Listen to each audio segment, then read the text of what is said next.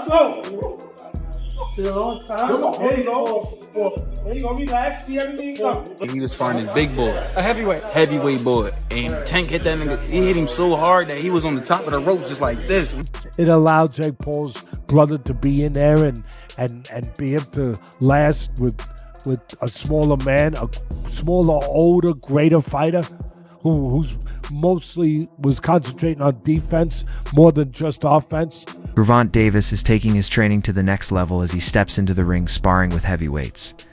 Before his fight against Jake Paul, Davis is giving it everything matching strength with much bigger fighters. One of the sparring sessions got so intense that the heavyweight looked stunned after Davis landed a powerful shot. Oh, no, you're right. But tell people what happened.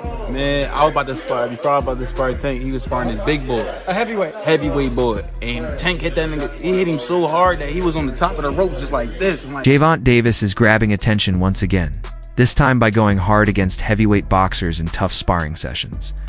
Known for his strong punches in the lightweight and super lightweight classes, Tank is showing that size does not stop his power. In recent clips, he is seen throwing quick and sharp combos with speed and accuracy that keep even bigger fighters careful. The way he controls the pace, avoids counters, and hits back with flurries shows how focused he is in training. Every move shows he is working not only on his power, but also building the stamina to face larger, stronger rivals, which will be key in his next fight with Jake Paul. Look like you're playing pool with a short stick. Ball in between them. Punch when he punch, yeah. Punch when he punch. Punch when he punch. Yep. They ain't stopped firing. We slowed down. Now we're gonna commence firing again. That's what we do. We reload and come back. Yeah, you ain't gotta get close, Tank, because you know you're scared to get close. Get close, Tank. Keep rolling, Cam. All the way down the road. Come to me, baby. Even though there is a clear size gap between Davis and some of the boxers he is sparring with, Tank keeps testing himself against fighters who are much heavier. These sessions are not about showing power, but about sharp skill. He is working on how to handle distance, keep control of the pace, and stay explosive even when under pressure from bigger opponents. His team shared that these sparring rounds help him understand movement angles and timing, which are important to deal. With Jake Paul's unusual boxing style, Davis understands that Jake's biggest advantage is his size, so by training with heavyweights, he is removing any fear early on. This plan is built on strong focus and belief as he gets ready for anything that could happen when the fight begins. Here's a clip of Gervonta Tank Davis releasing footage of him training and sparring with the heavyweight ahead of his showdown with YouTube sensation turned professional boxer Jake Paul, that's set to take place November 14th in Atlanta, Georgia at the State Farm Arena. Tank Davis is 5'4" and he weighs in at 135. His last fight, he actually was 133 pounds. Jake Paul is 6'1" with a 76-inch arm reach, and he weighed in at 199 pounds his last fight. And fight before that, he weighed in at 224 pounds. Gervonta Tank Davis has a 67-inch arm reach. This is why this fight has to be ruled an exhibition and not a real professional boxing match, because no boxing commission would sanction it. Let me know what y'all think about this. As you see, Tank Davis is using and working on movement. Let me know. I'm gone. Peace. Former UFC fighter and fight expert Chael Sonnen has made it clear that Gervonta Davis is carrying the honor of real boxing in this fight. Sonnen said that even though Jake Paul has brought a lot of eyes to the sport, it is now up to Tank to show fans what true boxing really looks like. For Sonnen, this is more than just a fight. It is about sending a message. Davis wants to prove that real skill, timing, and years of ring work still matter more than internet fame, Sonnen said with confidence that Tank plans to shut down the circus side of Jake's career by letting his punches speak. A knockout would be more than just a win. It would remind everyone what top-level boxing is all about. Which is to let anybody know that's listening that it doesn't make any difference, that boxing is a real sport. My skills versus your skills, of which I am an abundance of and of which you have none of. My life's commitment and dedication versus a second or third or fourth thought in the world of priority on your list. And I used to believe those things. Now, I go back far enough in MMA that I've had my eyes open a number of times. The fact that karate was so incredibly useless, or the fact that Jeet Kune Do was so incredibly useless, like these were not things that I would have bet on when I was in high school. As a wrestler at that time, I would not have assumed that I would fare well in a fight against somebody that knew Kung Fu. We had all been falsely led through Hollywood. Not through competition, not through sport, not through understanding of the game, but just through Hollywood. We were told that those guys were the most dangerous guys. So, we then eventually get up to Conor McGregor versus Floyd Mayweather, which had a weight discrepancy, but it was very small. I mean, I watched him weigh in, I want to say it was like 8 pounds. As fight week gets closer, videos and reports have shown that Davis has been training hard with heavyweight fighters in his camp. These sparring rounds are not easy drills. They are tough sessions that push Tank past his usual limits. His coaches say the plan is to make the real fight feel easier by putting him through harder challenges in training. The heavyweights help him improve his defense, make his head movement quicker, and teach him how to hit with power against bigger bodies. Every round builds his belief, showing that even against stronger fighters, Davis can rely on his timing and accuracy to stand out. It is a different but very smart plan, showing that he is taking Jake Paul seriously as a real threat.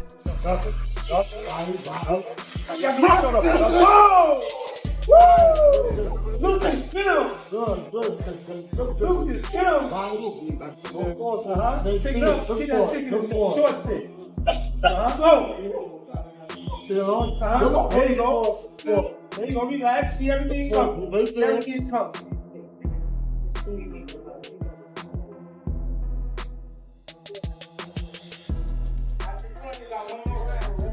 Famous boxing coach Teddy Atlas has praised Gervonta Davis as one of the strongest and most skilled fighters in boxing today. Atlas said that even though some fans talk about Jake Paul's size advantage, it will not matter when the fight starts. He believes Davis's experience fighting top opponents gives him a clear advantage. Jake does not have. Atlas pointed out that Tank has fought all kinds of styles: counterpunchers, pressure fighters, taller boxers, and defensive experts. Since Jake does not have real boxing veterans on his record, Atlas said people who worry about Jake landing one big punch or missing what really matters. He explained that Davis's skill to adjust when under pressure is what makes him different. From entertainers who fight just for show, do have one guy who, yeah, he's smaller, but he's a top fighter. He can punch, and he's fighting a guy who's not a top pro fighter, who's bigger. What if he hits him on the chin? What if he hits him on the chin? It'll wind up selling, and that's what'll wind up selling it. The what if? What if Tank makes him do a cha-cha? He hits him on the chin, and Jake Paul, we're gonna find out if he can dance. Whoa, whoa, whoa, whoa! You know, do the cha-cha. That's what's gonna sell it, and you can't argue that. What if? You can't. I know I get to places that other people won't go and everything else, that just dismiss stuff because it's easier to do that, it's safer to do that. You don't have to bows and arrows coming at you from people that argue with you because you did that, but I don't care. I've had bows and arrows my whole life. I don't care. But that's true. That what if? What if this guy who is a real good puncher, who is one of the best fighters in the world right now, what if he hits him? What if he makes a miss and he counters him? Or he jumps up in the air. Bang! And he hits him. Sid Terrace was a great fighter. No, not the 1700s, but years ago. And Customato told me he loves Sid Terrace. He said, Teddy, he used to jump up in the air and hit you with 3 jabs. I said, whoa, man, Sid Terrace. All right, anyway, look, I can't finish without saying that it did invoke some memories and thoughts that we've been here before in a different way, where Jake Paul's brother fought Mayweather. That's not forget. And I'm not saying I like that either. I mean, first of all, Mayweather was past his prime. He was already retired. He was older, everything, but he's still the great Mayweather. And Mayweather was fighting a guy, what was it, 50-pound difference, 60-pound difference, whatever it was. And that size made a difference. It allowed Jake Paul's brother to be in there and be able to last with a smaller man, a smaller, older, greater fighter who's mostly was concentrating on defense more than just offense. Sports analyst Max Kellerman shared a personal view on Tank's motivation, saying that Davis took the fight with Jake Paul partly to secure financial peace and spend more time with his family. After many years of nonstop training and defending titles, Tank wanted a fight that could bring excitement and enough money to give him some space. Kellerman said Davis has thought about slowing down his career to focus more on family and mental health. In Kellerman's opinion, the fight with Jake Paul is more than business. It is a big step in transition, a high-profile fight. Let's Davis enjoy the fruits of his work while showing everyone he is still one of boxing's toughest fighters when he steps into the ring. You got a guy like Gervonta, who I personally think has been checked out for way longer than this last fight. I think he was checked out prior to the Roach fight. I thought this was all going to be in the works, where he was supposed to beat the 16-1 Roach and then go on to fight Jake Paul and then call it a career, because I think the people around him understood there wasn't much left in the tank for him in terms of his want or his desire to be here. He did an interview with Dan Canobio about 18 months ago where he was like, yeah, man, I just kind of want to raise my family. I don't know how much left of boxing for me. I don't want to see a therapist. I want to, I need to, but like I don't want to take away from my fighting. But I think it's time for me to do stuff like that. So I think the writing's been on the wall for Tank for a while. So that draw was kind of just like, I was on the way out anyway. I don't need to go back in there. And I said it at the end of that fight. I'm like, there's no way we see that rematch. He was so uncomfortable in that ring with Roach. He doesn't want to feel that again. He showed that night. So I'm not surprised that fight's not happening. I'm not even surprised he's fighting Jake Paul now. It's a cash out. During the press tour, analysts Chris Manx and Sergio Mora saw the different personalities of the two fighters. Jake Paul acted like a promoter, speaking loudly, building hype and using his charm to get attention. Davis stayed quiet, calm, and showed little interest in the verbal fights. Manx said that Jake knows how to sell a fight, but Davis knows how to win one. Mora added that Tank's silence does not hurt him. It shows how focused he really is. Both analysts agreed that when the lights go out and the talking ends, Tank's true skill and power will speak louder than any words. And even though Jake Paul tried to egg him on and try to goad Gervonta Davis on, he's dealing with somebody that is not a quick-witted, thinker. He's not a quick-witted speaker. Tank Davis is explosive in the ring. He's fast and powerful in the ring. He's charismatic inside the ring when he's punching. But when you put a microphone in front of him, he's not articulate. He doesn't know how to quickly respond to people. He stutters a lot. He does more stuttering than talking. So Gervonta Davis in front of a microphone is not going to sell. So Tank Davis shouldn't be put in a podium like that. He should have speakers for him. He should have someone talking from him. He should have a mouthpiece. Tank Davis is not going to sell this fight. And Jake Paul knows it. That's the reason he kept throwing jabs at him. He tried to get Tank out of his shell. Tank's not quick verbally enough. He's not quick-witted. He's not quick with the tongue. So in order for him to sell this fight, he's going to have an adversary that can spit something back. Like, for instance, Chavez Jr., he didn't have that quick-witted response, but he had the backing. He had the loyal following. And Chavez Jr., like many Mexicans, don't need to speak because they do all their fighting in the ring, and people know that. Tank Davis, I don't know, man. He didn't look good in his last fight. He's not fighting the killers in his division. People are getting off that Tank train. And we know that he's had his issues outside the ring. The love's not there anymore. Tank Davis is losing a lot of passion, a lot of followers, and people aren't buying this circus that Jake Paul's trying to sell. And I'm glad that people are getting off this train. The commission in Georgia got off this damn train. That's why they had to move this fight to Florida, where anything could happen. Former world champion Tim Bradley shared inside info saying Davis had limited choices before taking the fight with Jake Paul.